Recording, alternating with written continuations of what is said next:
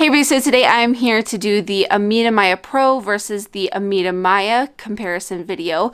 These breast pumps are super similar. They're made by the same company. They even have part of the same name. So I think it's more important than some comparisons to break down the differences between these pumps. I have individual reviews on them. I also have how-to videos on them. So I will have all of that linked down below in case you need some more specific information on each pump, but I'm going to go ahead and get started. There is one review point that I took out, and that was customer service. These pumps are made by the same company, so there's no comparing customer service here. As I've mentioned in both of their reviews, I've had no problem with Ameda's customer service, so I'll just kind of leave it at that. But the first review point is price. The Ameda Mya Pro, which I'm just going to refer to from here on out as Pro, and I'll refer to the Ameda Mya as just Mya, so hopefully that doesn't get too confusing. But the Pro is $185 and the Mya is $170.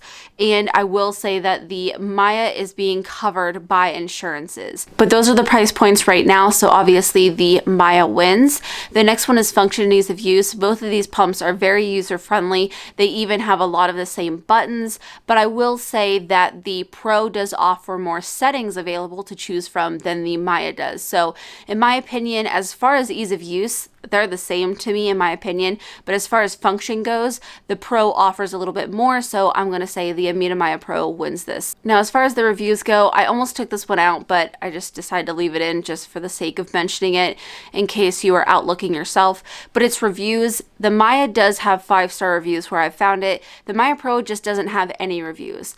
Now, it's not negative, it just has 0 reviews out there. So just keep in mind that the Mya Pro was rolled out after the Mya, so there's a time difference here, and not as many people might have their hands on the Pro, so there's that. Number 4 is portability and power options, and with this, the Mya Pro is wall adapter powered only, but it is very low profile. It weighs about 3 pounds, so I feel like it's pretty travel friendly. And then the Mya weighs a half a pound. It can fit in the palm of your hand. You can stick this pump basically anywhere you need to. So when it comes to this, I feel like the Mya wins, but not by a whole lot. I feel like both of them could be very travel friendly. They could fit in almost any bag you really need them to, but obviously with the Mya being smaller, weighs less, more compact, the fact it's on a rechargeable battery as well, that just kind of offers more here. Number 5 is accessibility to replacement or spare parts, and this is the same, but I did want to mention it. They use the same parts. So when you're looking for Mya Pro parts, you're going to be looking for Mya parts and vice versa. But I did want to still put this in here. You can find them on Amazon Prime. I will leave a link down below in case you need some. But yes, they are available either on their website or Amazon, like I mentioned. The next review point is durability, and neither one of them mention a lifespan in the user's manual, which is a great thing. They've also been holding up to myself, exclusively pumping. I've run into no problems. So this leads me to believe that they'll be pretty good in the long haul. Number 7 is noise level. The Mya is definitely quieter than the Pro. The Pro can be pretty quiet on lower settings, but it does gradually get louder as you increase it. And so does the Mya, but it does start off quieter in general than the Mya Pro does. So the Mya wins this one. And then a couple extra ones as far as open or closed system. They are both closed system pumps. This means that they have a mechanism in place to prevent milk from backing into the motor. And then the very last one is 2-phase expression, which is when there is a more rapid pace of a setting for it to stimulate milk, and then there's a slower pace to kind of express milk, and both of these offer that as well. It is a manual setting. It's not like you just start off in it, it kicks you out after a certain time. It's a setting that you have to choose, and you can be in the entire time that you are pumping, so it's entirely up to you how long or how short, when you do it. All that good stuff is all up to you. Now, as far as bonus stuff goes, I did want to say that both of them do have 30-minute timers, which is when it's just going to shut off at 30 minutes. And they also both have a memory function, which is going to pick up right where you left off. You want to keep that in mind in case you gradually increase your settings while you're pumping. You're going to want to remember to turn them down before you start again.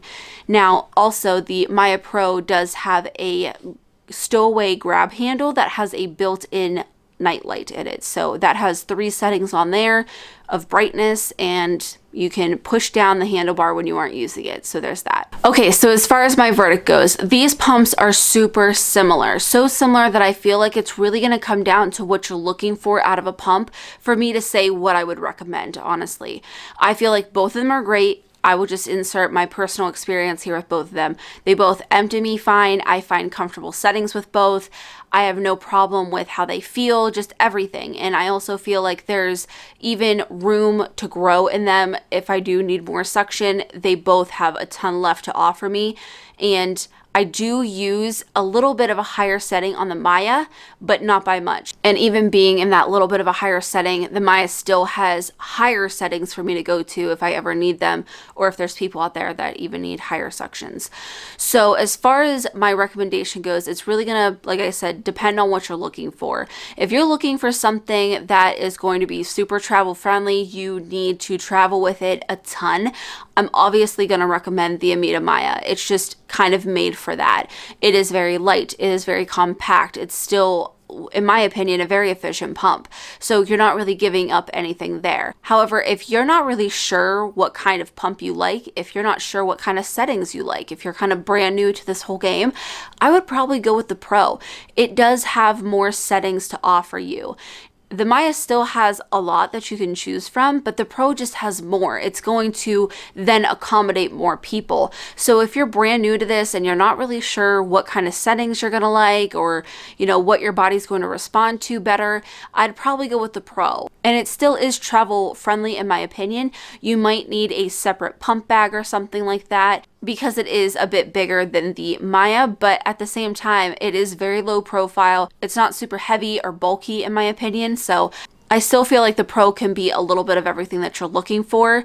The only thing is that if you need to be wire free, no matter what other situation, obviously the Mya is gonna win this because it is on a rechargeable battery. But that's just kind of my takeaway from using both of them. I really enjoy them. I have the Pro sitting in my bedroom for when I pump in there. I have the Mya in my pump bag for when I'm out and traveling. So I kind of use both in different situations myself. These pumps are super similar, but I feel like there's just different situations where one might be better than the other. So that's just kind of my verdict on it. It really just depends on what you need out of a pump. I do hope that this was helpful. If you guys enjoyed it, make sure to give the video a thumbs up. If you have any questions, leave them down in the comments below. I'll do my best to answer them, but I hope you guys enjoyed the video. And as always, thanks for watching.